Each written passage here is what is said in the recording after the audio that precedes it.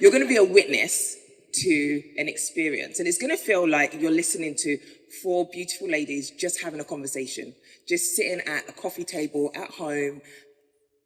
Yeah, a coffee table at home, just chilling and having a conversation, talking about their stories. So they're not going to be talking directly to you as an audience. They're going to be talking to each other, which is why I've set up the chairs the way I have. So first we have Chloé Leonard. Come up, Chloé. Chloé looks after culture, leadership, equity and diversity and inclusion as a co-lead at Accenture. Next up, we have Rashada Harry. Come through, Rashada. She is an account director of enterprise sales at AWS. Then we have Kezia Anim-Addo. Where's Kezia? Oh, she's here. I was looking that way. I was like, where is she? She's the director of communications, Africa, Middle East, and Turkey at Meta. And then last but not least, we have Penny Ezechie. She is a director at Deutsche Bank. So as I said, it's going to feel like you're witnessing a conversation between them. No one needs to make any noise. Let them talk, you know? You are witnessing. Okay, thanks. I'm gonna give you guys. Thank you, Ramat, and a round of applause for Ramat for keeping us and keeping the energy high. So today's like a conversation, as Ramat said, so I'm going to go and jump straight into it. Kezia, it's great to kind of be in your presence. I've been following you for a number of years, and it's wonderful to see you here today. So my question is, what are the key milestones or experiences that you believe have played a significant role in your success in becoming an African, Middle East and Turkey Director of Communications? I mean, that's a fantastic role. And how can it inspire other Black women in technology? That's the question I've got for you. Firstly, I have to say that I'm very blessed with having the career that I am having, because it's not the end at all. So there's a couple of things. So I've been very purposeful in how my career has been built. So I've made it a point that everything I do needs to have impact. When it has impact, that speaks for itself. And when I say purposeful as well, in terms of the varied experience, so yes, this is about tech. I never actually quite classed myself as a tech girl. Like, yeah, AI, all that stuff, I get it. And obviously I work for a tech company. But I think what got me to where it's got me at Meta is because my experience has been so varied, and it's been very purposeful, my seeking out for that. So I've worked in agencies, my background is communications, and I've done everything from tech to a bit of travel, to doing chicken, Nando's. But what I guess weaves them all together is the impact of the work that I've done. And I remember very early on when I had my 6 interviews at Meta initially for the role, they weren't asking me questions about tech, they were asking me questions about impact and how I've driven that. So that's how I myself have been able to. And I think for other women, for me, I would always say, look at what you want your impact to be. Look at where you want to drive that impact. Also, your passion. If you're not passionate about it, you're not going to do it, or it's going to be very half-hearted. So you need to be passionate about it as well. So it's not about following the trend, because actually a lot of my friends went into fashion. I dabbled in it very early on, and I was just like, this life is not for me. It's not for me. But yeah, so I think just not being scared to really push yourself and where you believe you want to be and where you should go. And also, do you know what? Just there are some risks and challenges, right? I took a big risk coming to Meta. I left a great job. There was a permanent role at the time. You know, I was hanging out with the likes of Stormzy and Professor Green and doing and doing like all these like music events and just living my best kind of chicken Nando's life. I love that. And I remember being kind of reached out to about this role, and imposter syndrome is a real thing, right? We all know it's a real thing. And the person that reached out to me was actually my old manager from like 10 years back. She remembered me. Wonderful. And again, this goes back to the impact piece. And I was like, well, I don't really know much about this, but I use Facebook, use Instagram. I applied for a role, kind of went through it, and kind of just going back to the circle in terms of, when I was doing those interviews, it really is about impact. And I can't keep saying that enough. Yeah. And being very purposeful with that. So that's my question. That's my long answer to your question. No, I love that. I think we're going to look at chicken and Nando's in a different way. But I think, yeah. But I like what you said about the impact. I think it's really important when looking into a career in tech, or even in any role, when you're going into a new journey, it's actually, what have you driven? What have you taken the action on? What were you responsible for that's helped to drive that impact? And listen, don't be shy. We need to be amplifying ourselves. Absolutely. We need to be encouraging ourselves. I think that's really great. So thank you for that. All right.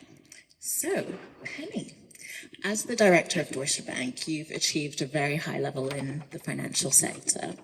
I'd love to understand what strategies you've employed to overcome the unique challenges that Black women face in fintech, and what do you suggest how we can integrate those within our own fields as well? That's such a great question. So many challenges, and I was thinking about this morning, and I was thinking, what were those challenges? So some of them were, sometimes it was thinking that I was ready for the next opportunity when those around me didn't. Sometimes it was they thought I was ready and I didn't. So, there was that kind of thing going on. There was also overcoming the myth of tenure, thinking, I haven't been here this long, how can I be ready for that next step? And then the last one was, for me, this was the absolute hardest one for me, was I didn't know the rules of the game. I didn't know how to succeed. So for me, I just thought it was what my parents said, which is just work hard, work really, really hard. Yeah. And every time I got a knockback, it was like, well, I'm clearly not working hard enough, so I just need to work harder. And then people would say things to me like, you need to be visible. I think, what do you mean visible? I'm the only Black person on this floor. How can you not see that I'm here? But, in time, I realised what that meant, right? So there are some codes in there. Yeah. And as kind of the first, so often being the only Black person on the floor, the only Black person sometimes in the building, other than the security guards, I didn't have a network. I didn't have someone I could go to and say, I'm dealing with this, how do I navigate it? I had to figure it out on my own. And it took me a really long time to recognise that working hard isn't enough. Mm-hmm. Being visible isn't just sitting at your desk and working hard and being there for 10 hours a day. It is being able to communicate to people what you're doing. It's having conversations and connections. I can't tell you how important networking, mentoring and sponsors are. And I do not have one mentor and one sponsor. I have a boardroom. I have multiple mentors and multiple sponsors that I go to for different things. And if I see someone who does something amazing, like I loved how Deborah was presenting today, I go and make a connection. It's like, I need some of that spice, what can I learn from Deborah that I can put in my my way of being, and it's going to help elevate me. So I use that extensively. So that is what I would say to people. Do not be afraid to make those connections, have those conversations. There's nothing wrong with being vulnerable in the workplace and saying, actually, I'm not sure. I think I want to do this, but I'm really not sure. And just sometimes talking it out with someone, they don't give you the answers. You answer it yourself.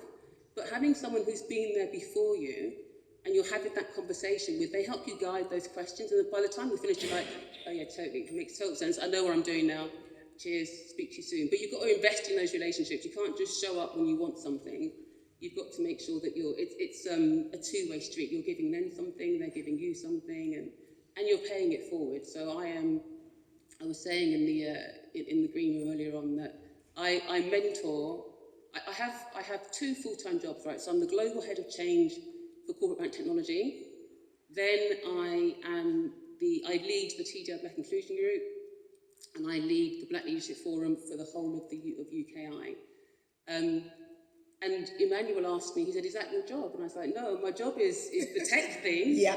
But it's my passion. And you were saying before, you've got to choose things that you're really passionate about. And I treat them like they're two full-time jobs. I give them equal attention, but I'm incredibly passionate about it. And I'm incredibly passionate about Black women because I think, where would I have been in my career had I had someone who'd gone there before me and understood some of the challenges that I could have spoken to? Where would I be in my career now had I not had to figure all of this out on my own? So I'm that person. So if they've got questions or queries, I can't say no, right? I'm like, let's have a coffee, let's have a 15-minute chat. What is it you're dealing with? Given your expertise in fostering networks and communities, what can organisations do to support and empower Black women in tech through mentorship and networking opportunities? And how can we help women in our organisations establish meaningful connections? I think it's a great question. And actually, you said something which sparked a thought in my head. I think organizations need to go beyond networking and mentoring. You mentioned sponsorship. That really is key to unlocking the support, the empowerment, and to drive change that Black women need in tech. Mentoring is great in that you can get advice, guidance on your career, help with the direction that you're heading in. You might even have mentors who speak about you positively when you're not in the room. The difference with sponsorship, though, is they are there to advocate for you.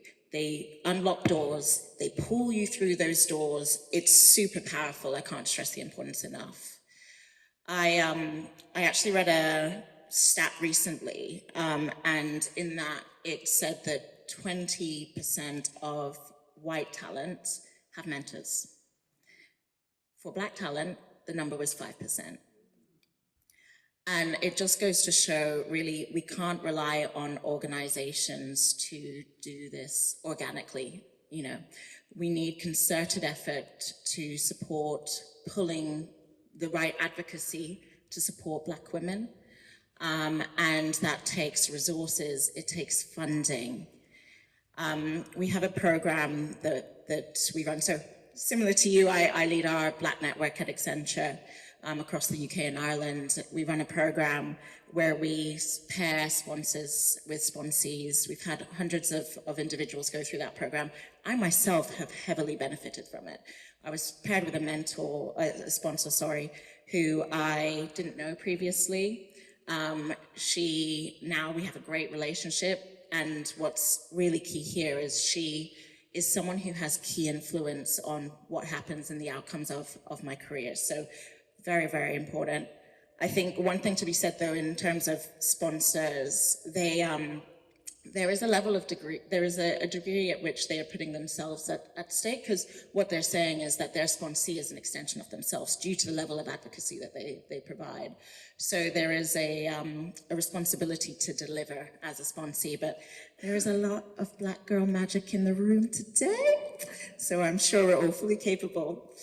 I think that's one part of the story, though. The other part, so that being what organizations do internally. The other part is, I genuinely believe that organizations have the impact, the reach, arguably the responsibility to support Black women in society as well. As part of my role in equity, diversity, and inclusion, I've supported our clients in driving diversity within their supply chain. And let's not get it twisted. Organizations benefit from diversity, right? It's proven to drive efficiencies, bring growth, bring innovation. They're not doing us a favor, they're not giving us a handout. But it does take that concerted effort for them to turn that dial on and to tap into that, if it's within their supply chain, workforce, or in their customer base. We have a number of partnerships ventures, one of which we have built a platform with Mobo. So Mobo is one of the prominent voices in the creative field for Black talent. And we have created this platform to connect Black talent with creative and tech organizations so that they have opportunities available to them. And I cannot stress the importance enough of making sure that there is that visibility, there is that accessibility, and that doesn't happen by chance. Organizations need to tap into that and really put results behind it. That's fantastic, and thank you so much for giving us that difference between mentoring and sponsorship, because I think people don't really always understand that. Yeah, I didn't. No, and I also think that when people come and see us for mentoring and sponsorship, we're not friends. We're not coming to hang out and have a conversation. You've got to be very purposeful with what it is that you're coming to that person with, so you get something really juicy out of a conversation. You're not just walking away going, oh yeah, I know Penny's been on holiday this year. You really want to help it move you forward. And I also love what you said about organisations taking that responsibility to think about how can we support the black women in our organisations through programmes, through whatever it is, but putting that effort in to make sure they get what they need. That's fantastic. So obviously you work in technology. We know that the change can be very rapid, right? There's always something new coming. How do you keep up to date with the trends, the changes? And I guess what advice do you have for other black women out there as well on doing the same? Yeah, it's a really good point. So I'm also, like Deborah, quite seasoned in my tenure in the industry. So a bit of background, I actually read law and then transitioned into tech. So by all accounts and purposes, I was meant to be a technology lawyer. But I fell into the actual technology itself by virtue of an opportunity that was presented to me. And I think you're right, because technology 20 years ago, now showing my age, isn't what it is today. And you cannot foresee the rapid rate in which technology is going to change, the way we work with it, the way we live with it, the way it allows us to collaborate and engage on not only a UK level, but also an international level. So some of the things that I did, and I was coming, like I said, from a non-tech background to help me keep abreast of the fast-moving and the fast-paced, is simply connect and have conversations. So when I first started in the industry, I worked for a company called Cisco, who back then sold a lot of infrastructure, and it was routers and switches, and I joined not even knowing what a router or a switch was. I'll be completely transparent. But in going through that organization and learning about the tech and how it connects and how it enables businesses to thrive and grow and innovate, I thought, actually, this is actually quite interesting. And I'm the kind of person that I like to understand the mechanisms of how decisions are made and how technology works. So one of the things that I did and made it a purposeful and intentional aspect of what I do is to actually go out and have conversations with people in the industry, even if they have kind of non-conventional roles. What do you do that helps drive things forward? I go to a lot of meetups. I'm part of Global Tech Advocates. I'm part of communities like this. I really get to understand actually what's top of mind for some of the areas of security, AI, which is now Gen AI is like a buzzword, but actually it's been around for a very long time. Like Gen AI is not new. It's been around for ages. Anyone with an Alexa in the room, you'll know what Gen AI is all about. So for me, it's really important to push yourself, to challenge yourself, to think about what's your place as technology evolves? What are the things that you can do to contribute? What skills do I have that are going to advance the conversation? So going to meetups, speaking about things that you're interested in, finding out about things that are up and coming, and really pushing others to do the same is one of the ways in which I've helped to do that. And I would also kind of say that, you don't have to be a technologist, you don't have to be a techie per se to be in tech. There's lots of different roles that are fundamental to moving technology forward.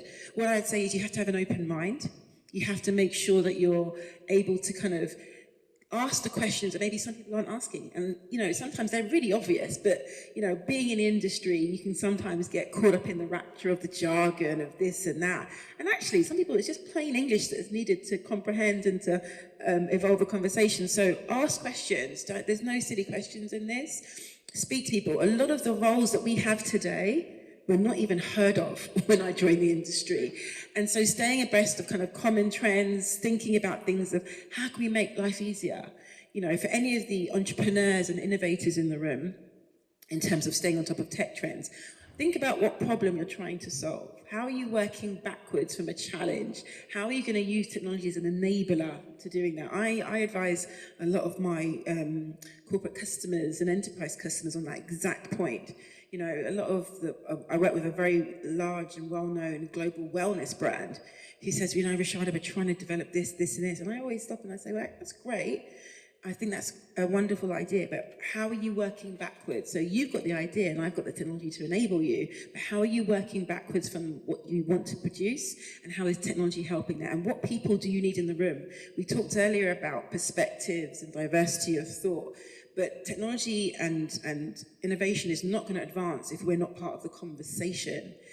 And, you know, when you think about things like data and security and Gen AI, you know, there's a myriad of things that are really important when it comes to decision making. And I think, you know, if we are active users of that technology, we need to be actively in the room when decisions are being made. We need to be part of the conversation. We need to share our experiences about what's not working with the tech. And that will help edify and encourage other people to share their experiences, and the technology will move faster, and that will help us all be on the same journey. So I hope that's answered your question. It has. I love that, and I completely identify. I remember when I first started my first internship, this time I was working on Apple. I literally went home to my mum and was like, they're making me do Apple orchards. It was actually the mobile phone. So I completely identify. But I love the fact that you talk about, essentially it's about being intentional, right? Yeah. It's about seeking out those opportunities, seeking out knowledge. Yeah. And I think obviously we all know that knowledge is power. So I absolutely love that.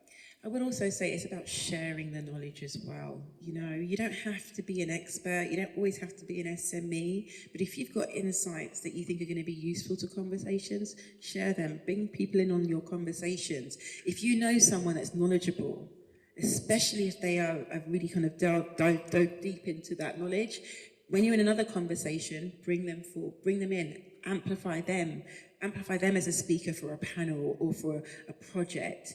And a way that you can stretch yourself is to make sure that you are putting your hands up for projects that go out of your comfort zone, that are really going to push your boundaries of your knowledge and expertise, so that you can amplify what our perspectives are, but also support others. So yeah, and I see we've only got a couple of minutes left, so I'm going to go straight into my next question. Because it's actually back to you. So working for a global tech giant like Meta can be both exciting, challenging, exhilarating, all of the above, right? What strategies or advice do you have for Black women in tech to thrive in multinational corporations, but most important, while still staying true to your home and individual values and and identity? Sure, so I'm going to keep this one brief. So I think number one, being inquisitive is really important. As you, especially in technology, you have to ask questions, right? To even understanding the technology, but not even just understanding it, but what are the user benefits? My end in comms, you know, I talk about to the world, to, you know, publications, so forth, what the user benefits are. So I think, you know, having that inquisitive nature, digging, asking questions is really important. Also, I think it's just remembering that everyone, like as Black women, our unique experiences, and I think it was said earlier, maybe Deborah said it, our unique experiences are so important, right? So that's how products are made better. You know, when Meta first started out doing the kind of, you know, AI, doing the headgear, all of that kind of stuff, initially there was a whole kind of, actually better example, when I remember kind of very early on when the, you know, taps, automatic taps, you can put your hands, so wash it. It didn't used to get Black people because the technology wasn't there. So my white colleague would go, you know, wave her hands, would come out. I'm waving my hands, waving like everything, nothing's happening, right? So I think, you know, thinking about, you know, that as well, like we have a place, and we have a place that will, you know, make the company money, because at the end of the day, it's about money for a lot of these brands. It's, you know, it's about building products. It's about whatever the brand of the company is. We have an equal voice, right? So I would say that's my kind of how I've lived. Yeah. Thank you for that. All right, I'll hand over to the next one. Penny, as you are well aware, the tech and financial sector can be very demanding. You spoke earlier around having essentially 2 day jobs, right? How do you maintain that work-life balance? Like, what tips can you give for everyone listening now? Yeah, great question. So I am very much into kind of thinking mental health and physical health, because if I have those two things kind of working reasonably well, then I can bring my whole self to work and I can be really effective. So I am a massive advocate of exercise. So I exercise every day. I get up the same time-ish every morning, 6 a.m, and I do a little bit of mindfulness, and then I get straight into a bit of exercise. And I really find that when I do that, when I'm consistent with it, it feels good. And when I haven't done it, it's like something's not quite there, it's a little bit off. But in terms of work-life balance, a really big lesson that I had to learn was empowering those people that work for me to take decisions and own the work they're doing. So, and that for me was a lot about giving up what I do, because I know I do it really well. And I had this, as I was moving up into management, it was really difficult for me to let go, because I knew that I could ask that person to do it, but I could do it myself quicker and better. But then I realised that if I did that, it wasn't going to give me the space that I needed to be thinking about what's coming next. So really empowering your team and letting go, and just knowing that they've got it, and if they haven't got it, they can come ask you questions. Yeah.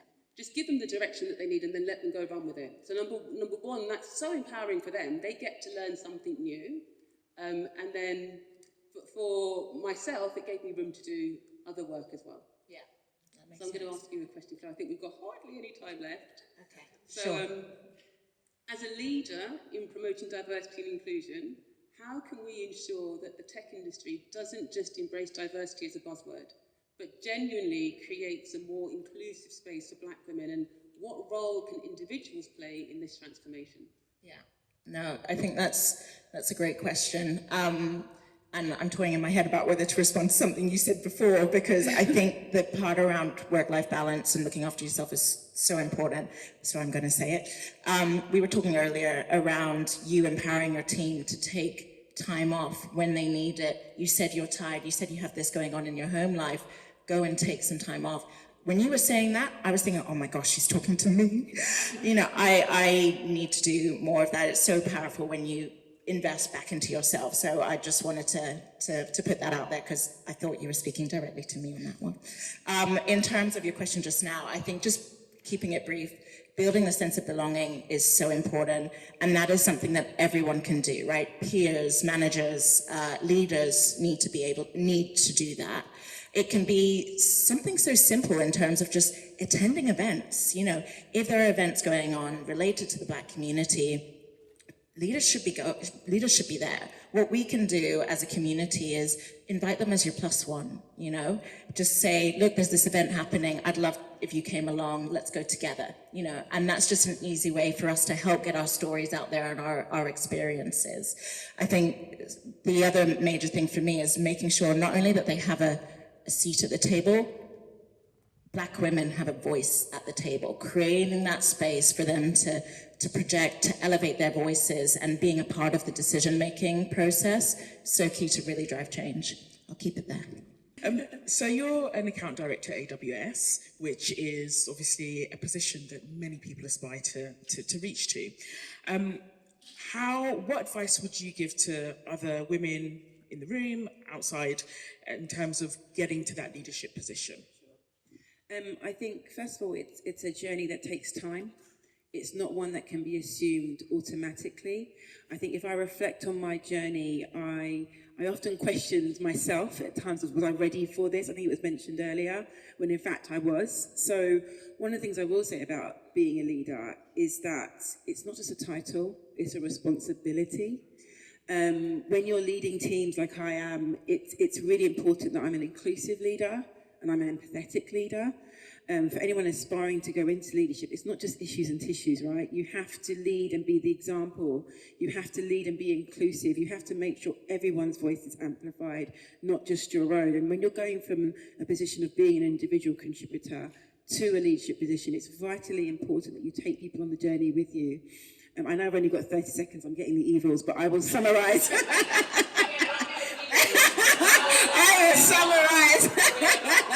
So, evils with love, right?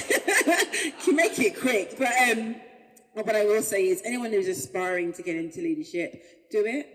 Have a tribe of people around you to support you. Learn from those mistakes of others. Share your mistakes. You know, no one's perfect in this journey. You are going to make mistakes, but when you do, you fail fast and you fail forward, so that you don't encourage others to have bad practices. There's always good practices to be learned. There's always learning. It's a continuous journey. And I think make sure you stand up for yourself. A lot of the times, I think it was mentioned, we're not always, there's not always a majority of us in the room.